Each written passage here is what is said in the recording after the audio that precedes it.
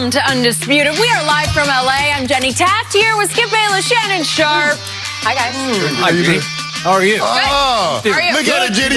You see what he did, Jenny? He got a sport coat of slacks on. Now, this is not your normal ensemble. Now, don't talk about, oh, I come like this all the time. Sport coat and slacks, I'll Skip. Somebody pays really close attention to what somebody else is wearing. Doesn't miss a beat. Somebody on this side never even notices what somebody on that side got a new little outfit. Guess what? It's an old outfit. No, ain't old. Ain't nobody seen that one before. But it's going to end up like it's going to end up like the old ones with defeat, covered in defeat. Feeling really good. That's Feeling good is a good sign. Here we come. Boy, we are jumping. We are going to Miami. We are going to be there. I don't know about his team. We'll see about that. Packed show, guys. Is Tom Brady more marketable than reigning MVP Pat Mahomes, Shannon? And Eric Dickerson tells us who he thinks is the best running back in the league. But first, hey, Zeke watch continues. Jerry Jones squashed any rumors that Zeke was recently offered any new deals yesterday during an interview with a local Dallas radio station. Jerry said there is nothing new to report with the negotiations. Jones also said that the team was prepared to play without certain players due to injury, suspension, or even a holdout. When asked if the Cowboys would need to lighten Zeke's load for Week 1, Jerry had this to say. Listen, we've got a marathon here, and we want Zeke when we get to the playoffs. We want Zeke when we're in the dog days of this season. And as you well know, you have to plan your personnel and you have to manage a player the caliber of Zeke. You have to, as to what parts of the game you use him, how much rest you use him. And so fresh Zeke, as we got on into the end of the season, would be great. Well, Shannon, how many games will Zeke miss during his holdout? Oh, Skip, what happened? What happened, Skip, to Tuesday? You know, you say you're not worried till Labor Day, right? We're getting closer. It's not your turn. It's not your turn. Ain't Labor Day? No. I must have overslept. I don't know. I believe he will miss a minimum of 4 games. This doesn't sound like the positive Jerry Jones, Skip, the guys that says wouldn't use the word holdout. Zeke just hasn't reported yet. Remember, that was the big thing, Skip. He hasn't reported yet. This isn't a holdout. Now, let me tell you what Jerry said. Now, this is what Jerry said a couple of weeks ago. It's too good for them, and it's too good for the Cowboys. Let me say that again, Jenny. It's too good for them. It's too good for the Cowboys. Now we want a fresh Zeke when it comes playoffs time. Now, I just want you to know, Jerry, you've been very dismissive of these other teams. You automatically assuming that Skip Bayless hates that. Skip Bayless hates when someone says, oh, you like these other teams just going to lay down for you. Doesn't work that way. Now he says he wants to manage a player of Zeke's caliber. He wants to manage his load. Now, this is what he said back in 2016. The more we can give Ezekiel the ball, the better.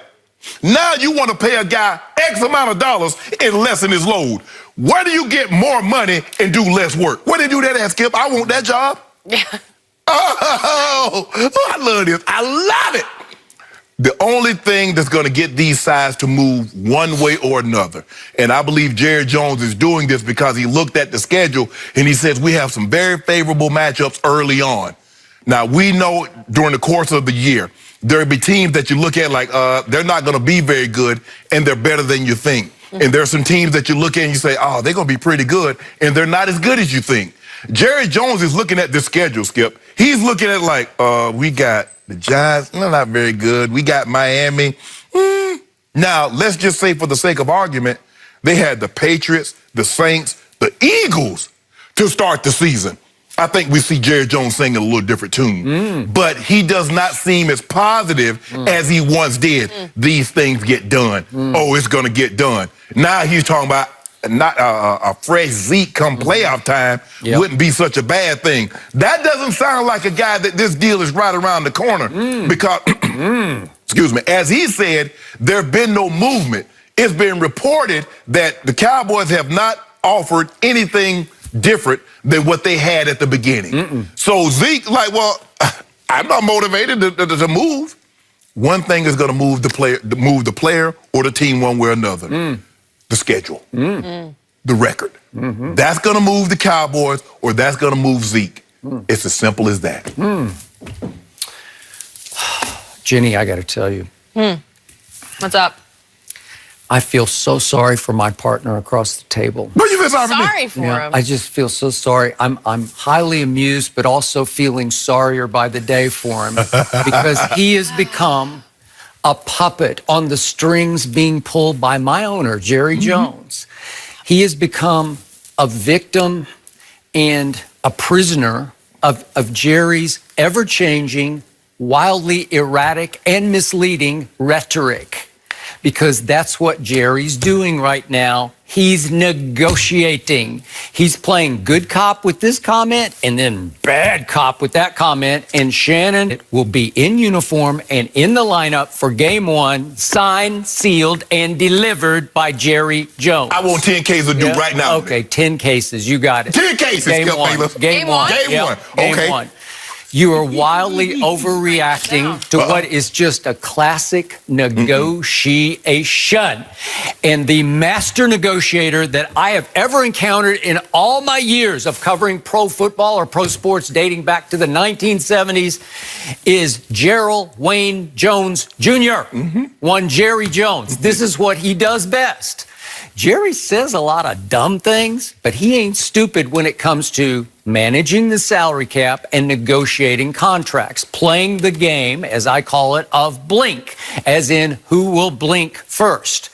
Jerry does feel like he has some new advantage because he's no longer working without a safety net, because he has had Tony, don't call me Mike Pollard, fall right into his lap, right straight out of the heaven. Boy. That is the 4th round for the Dallas Cowboys. He now has the Dak Prescott of running backs, Tony Pollard, the rookie, and he has seen enough, and Zach Martin, as we heard yesterday, has seen enough, and I told you early on, I've seen enough to say he is a quality NFL back. He is not Ezekiel Elliott, but they could win 2 games. They could probably go 3-1 in 4 games with Tony Pollard as the lead back, as the bell cow back, as the between the tackles running back that he was underutilized as at Memphis. That was the coach's fault. And again, Will McClay. How do you know that was the coach's fault? Well, Maybe he couldn't beat the other guys out. I know what I saw when I watched Memphis play. This kid would flash.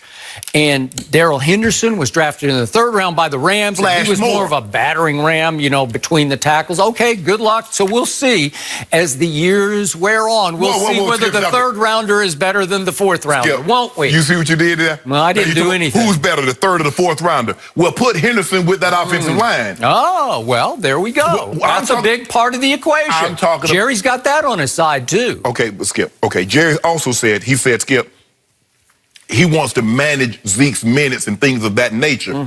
Okay, you want to manage a guy's minutes. Let's just take basketball. They said that, okay, when LeBron came back from injury, they wanted him to play somewhere around 32 minutes. Okay, that's fine and good if you're blowing teams out. But what happened if you're up 1, down 1?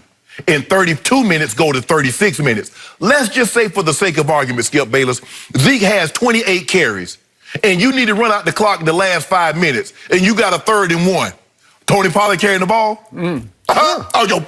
Absolutely. Skip Bayless, stop playing now. He didn't ever carry the ball at Memphis. Good, he's fresh. He's completely healthy. I can assure you, if Ezekiel Elliott is on the team, Tony Pollard is not carrying the ball at 3rd and 1. Sure, I agree. I've told you from day one, Tony Pollard gives you a good 1A back, a backup back, who can split share some of the load with Zeke and extend Zeke's career. I'm saying, he says he wants to manage Zeke's minutes. Okay, which means he wants to manage his carries. All I'm saying is if Zeke's at 30 carries, 28, 30 carries, it's 3rd and 1, 4th and 1. Okay. Or you going to say, well, you know what? Zeke's at that 30 carry mark. We can't give him the ball anymore. Yeah. Tony, get in there. You and I both know if Zeke Elliott's on that team. Well, obviously. Why are we even discussing that? That's just silly. That's completely off point. Well, you call Jerry silly.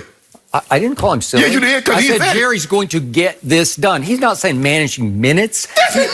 He's talking about keeping Zeke away from out of harm's way. And I've told you from the start, I'm just going to have to reiterate what I keep saying day after day.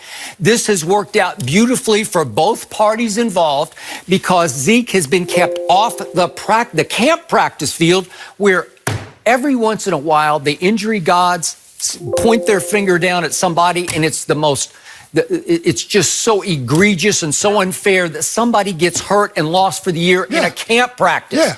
I sleep in fear of camp practices because I covered too many of them, and there are too many goal line drills where the running back, or even 7-on-7, so you never know. Right. You plant and you cut, just one little wrong move. It's football. And you're gone for the whole beautiful thing to watch that Zeke has been reportedly in Cabo for all these weeks, trying to stay in some shape. Obviously, he's not in game shape, but he will report, signed, sealed, and delivered.